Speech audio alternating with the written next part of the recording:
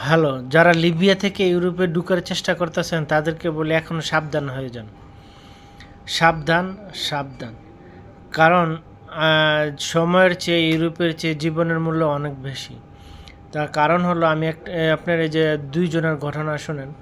২৮ লক্ষ টাকা মুক্তিপণ দিয়ে ১ বছরে প্রায় আরও অনেক টাকা খরচ করে লাস্ট পর্যন্ত ২৮ লক্ষ টাকা ২ জনের মুক্তিপণ দিয়ে লিবিয়া থেকে বাংলাদেশে ফেরত গেছে, ইউরোপে আসতে পারে নাই।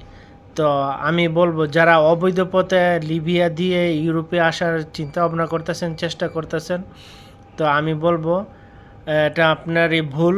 কারণ একজনের কাছে আমার বাংলাদেশে, বিশেষ করে আমাদের বাংলাদেশি কালচার বা সামাজিক ব্যবস্থা, আমাদের একজনের উপরে অনেক মানুষের ডিপেন্ডেন্ট থাকে, ঠিক আছে?